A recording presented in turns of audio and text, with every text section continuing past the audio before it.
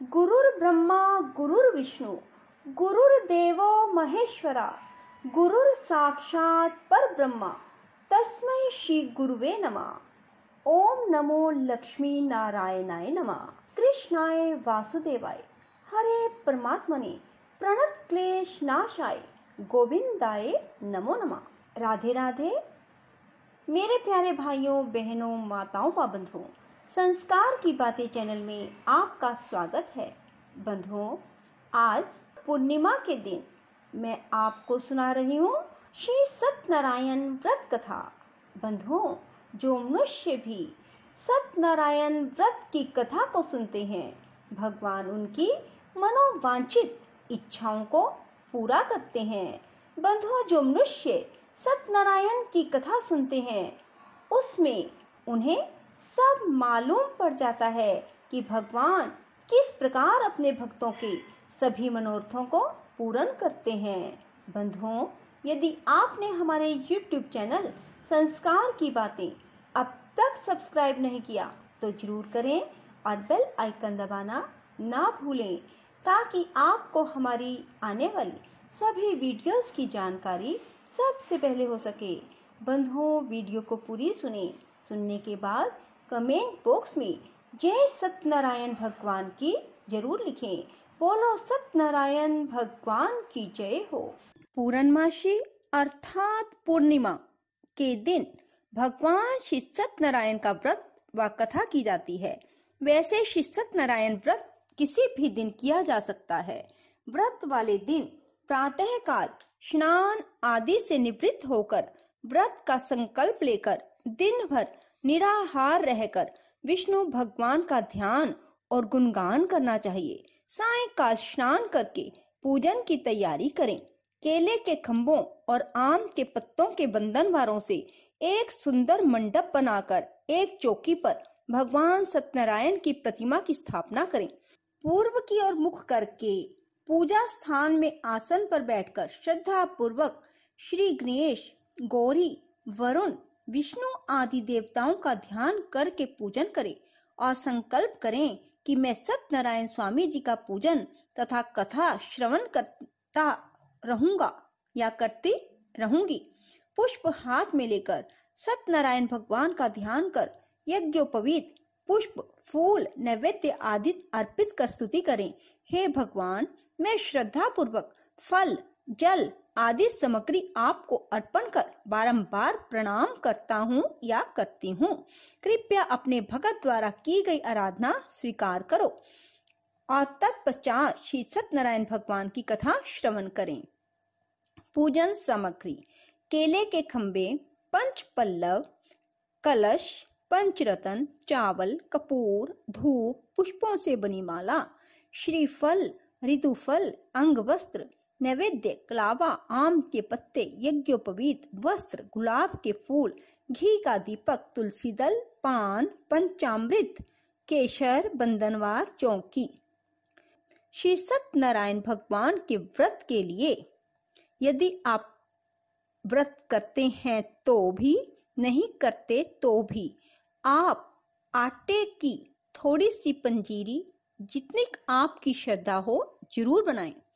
थोड़े से घी में आटे को भून लें और फिर उसे ठंडा होने पर उसमें देसी खांड या बूरा खांड उतनी ही मिलाएं जितना कि आपने आटा लिया था दोस्तों। और फिर आप एक बर्तन में पूजा के समय उसे डालकर भगवान का भोग लगाएं और चरणामृत भी जरूर बनाएं। चरणामृत किस प्रकार बनाना है? पहले किसी बर्तन में धोएं, फिर उसमें आधी कटोरी, एक कटोरी, जितनी आपकी श्रद्धा हो, गाय का दूध, थोड़ी सी 1 चम्मच या 2 चम्मच दही, शहद 1 या 2 चम्मच और देसी खांड 1 या 2 चम्मच और बिल्कुल थोड़ा सा देसी घी उसमें डालें। ऐसा करने से आपका पंचामृत तैयार हो जाएगा। पंचामृत से पहले भगवान को स्नान कराएं और फिर वह बाद में आपके लिए प्रसाद बन जाता है। चरणामृत में तुलसी दल जरूर डालें और तुलसी दल भगवान को श्री सत्यनारायण व्रत कथा में जरूर चढ़ाएं। दोस्तों, जब कथा सुन लेते हैं, आप आरती कर लेते हैं, उसके बाद भगवान को इस पंजीरी और चरणामृत का भोग जरूर लगाएं। आपकी हर मनोकामना ऐसा करने से जरूर पूरी होगी।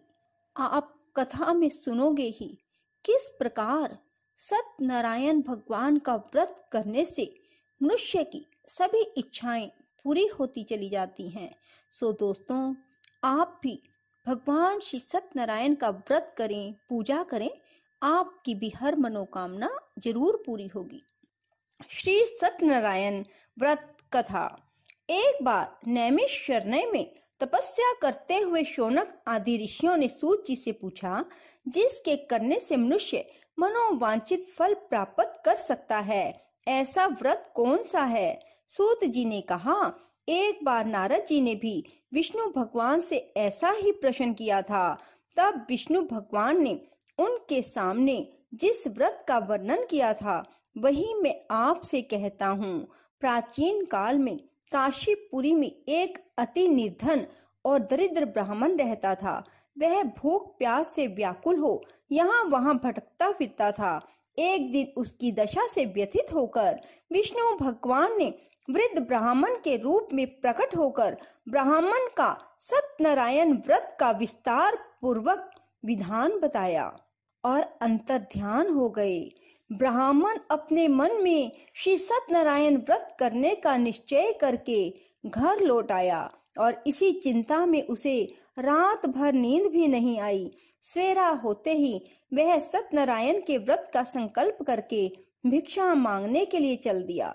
उस दिन उसे अल्प विश्राम से बहुत अधिक धन धान्य भिक्षा में प्राप्त हुआ। सायंकाल घर पहुंचकर उसने बड़ी श्रद्धा के साथ श्री सत्यनारायण भगवान का विधि पूर्वक पूजन किया। भगवान सत्यदेव की कृपा से वह थोड़े ही दिनों में धनवान हो गया। वह जब तक जीवित रहा तब तक हर माह श्री सत्यनारायण का व्रत और पूजन करता रहा। देह छोड़ने के बाद वह विष्णु लोक को गया। सूत जी पुनः बोले कि एक दिन वह ब्राह्मण अपने बंधु बांधवों के साथ बैठा ध्यान मगन हो श्री सत्यदेव की कथा सुन रहा था। तभी भूख प्यास से व्याकुल एक लकड़हारा वहां जा पहुंचा। वह भी भूख प्यास भूलकर कथा सुनने बैठ गया।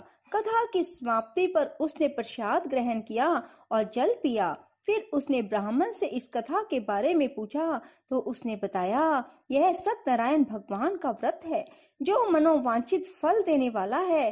पहले मैं बहुत दरिद्र था, इस व्रत के प्रभाव से ही मुझे यह सब वैभव प्राप्त हुआ है। यह सुनकर लकड़हारा बहुत प्रसन्न हुआ और मन ही मन श्री सत्यनारायण के व्रत और पूजन का निश्चय करता हुआ लकड़ी बेचने के लिए बाजार की ओर चल पड़ा। उस दिन लकड़हारे को लकड़ियों का दुगना दाम मिला। उन्हीं पैसों से उसने केले, दूध, दही आदि पूजन की सामग्री खरीद ली और घर चला गया।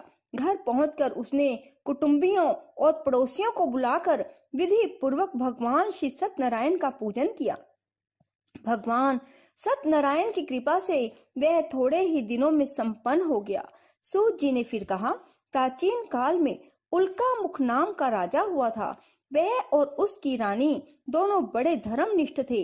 एक समय राजा रानी भद्रशिला नदी के किनारे श्री सत्यनारायण भगवान की कथा सुन रहे थे कि एक बनिया वहां पर पहुंच गया। उसने रत्नों से भरी अपनी नौका को किनारे पर लगा दिया और पूजन स्थान पर पहुंच गया। वहां का चमत्कार देख उसने राजा से इसके बारे में पूछा। राजा ने बताया, हम विष्णु भगवान का पूजन कर रहे हैं। यह व्रत सभी मनोकामनाएं पूर्ण करने वाला है। राजा के वचन सुन और प्रसाद पाकर बनिया अपने घर चला गया। घर पहुंचकर उसने अपनी पत्नी से व्रत का वृतांत कहा और संकल्प किया, मैं भी संतान होने पर यह व्रत करूंगा। इसकी पत्नी का नाम लीलावती था। सत्यदेव की कृपा से वह कुछ ही दिनों बाद गर्भवती हो गई। 10 महीने में उसके एक कन्या को जन्म दिया। कन्या का नाम कलावती रखा गया। और वह चंद्रमा की कलाओं के समान धीरे धीरे बढ़ने लगी। एक दिन अवसर पाकर लीलावती ने अपने पति को सत्यदेव का व्रत करने की बात बताई। उसने कहा, मैं यह व्रत कन्या के विवाह के समय करूंगा। यह कहकर बनिया अपने कारोबार में लग गया। जब कन्या विवाह के योग्य हो गई तो उसने दूतों द्वारा खोज कराकर कंचनपुर नगर के बनिए के सुंदर, सुशील, गुणवान लड़के के साथ उसका विवाह कर दिया। फिर भी बनिए ने सत्यनारायण का व्रत नहीं किया। उससे श्री सत्यनारायण भगवान अप्रसन्न हो गए। कुछ ही दिनों बाद बनिया अपने दामाद को साथ लेकर समुद्र के किनारे रतनसारपुर में व्यापार करने लगा। एक दिन रतनसारपुर के राजा चंद्रकेतु के खजाने से चोरों ने बहुत सा धन चुरा लिया। राजा के सिपाही चोरों का पीछा कर रहे थे। चोरों ने जब देखा कि सिपाहियों से बचना कठिन है तो उन्होंने राजकोष से चुराए हुए तमाम धन को एक जगह फेंक दिया और स्वयं भाग गए। वही बनिए का डेरा था। सिपाही चोरों को ढूंढते हुए उसी जगह पहुंच गए और उन्होंने दोनों बनियों को चोर समझकर पकड़ लिया। राजा ने दोनों बनियों को जेल में डालने का आदेश दिया और सारा धन कोष में जमा करा दिया। श्री सत्यनारायण भगवान के कोप से लीलावती और कलावती भी दुख भरे दिन काट रही थी। एक दिन कलावती भूख प्यास से व्याकुल होकर एक मंदिर में चली गई।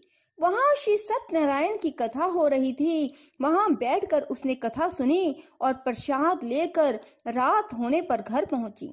माता ने देरी का कारण पूछा तो उसने सब बात कह दी।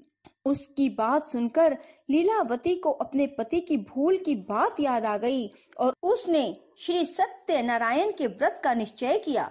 उसने अपने बंधु बांधवों को बुलाकर श्रद्धा पूर्वक कथा सुनी और विनम्र भाव से आर्त होकर प्रार्थना की।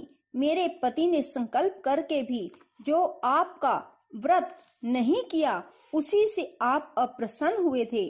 अब कृपा करके उनका अपराध क्षमा करें। लीलावती की प्रार्थना से श्री सत्यनारायण भगवान प्रसन्न हो गए। उसी रात्रि में भगवान ने राजा चंद्रकेतु को सपन में दर्शन देकर कहा, प्रातः काल होते ही दोनों बनियों को जेल से छोड़ दो और उनका धन उन्हें लौटा दो, वरना पुत्र पौत्र समेत तुम्हारा राज्य नष्ट हो जाएगा।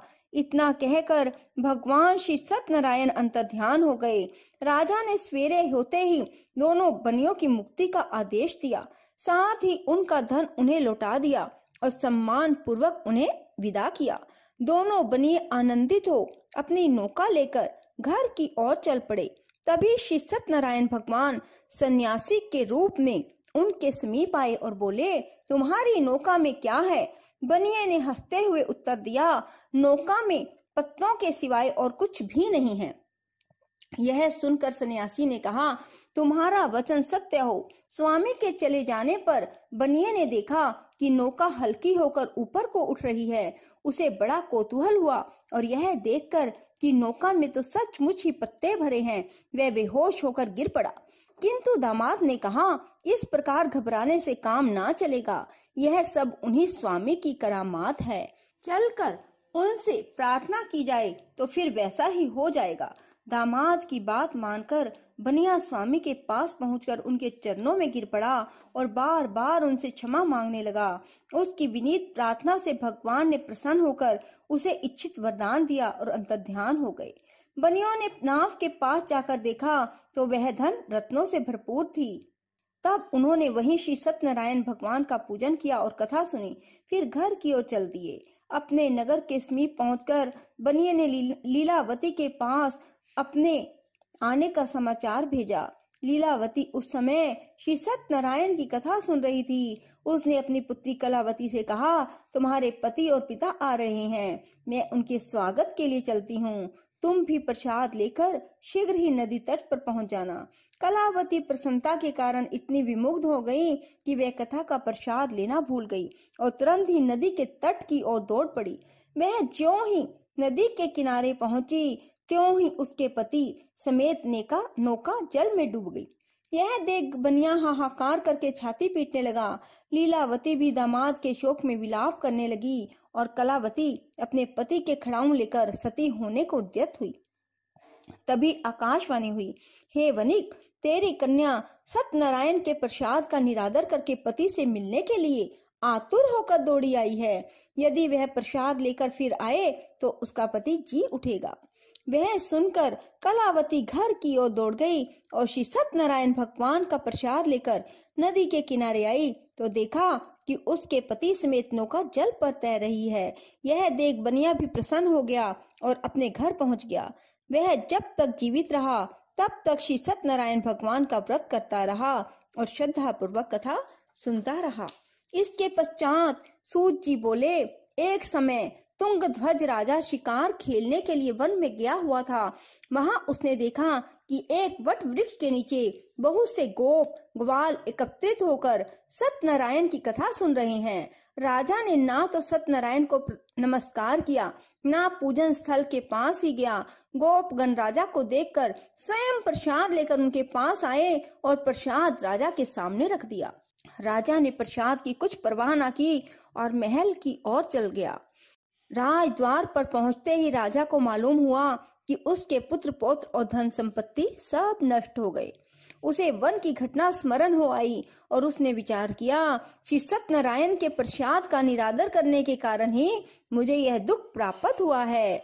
यह सोचकर राजा फिर से वन में दौड़ा गया और सब गोप ग्वालों के साथ मिलकर श्रद्धा और भक्ति के साथ श्री सत्यनारायण का पूजन करके प्रसाद ग्रहण किया। इसके बाद वह घर लौट आया तो उसके मृत पुत्र पौत्र आदि भी जी उठे और नष्ट हुई संपत्ति भी ज्यों की त्यों हो गई। तब से राजा जीवन भर समय समय पर श्री सत्यनारायण भगवान का व्रत और पूजन करता रहता है। बोलो श्री सत्यनारायण भगवान की जय। राधे राधे, जय श्री कृष्णा। यदि आपको हमारी वीडियो पसंद आए तो इसे लाइक करें और शेयर भी जरूर करें। धन्यवाद।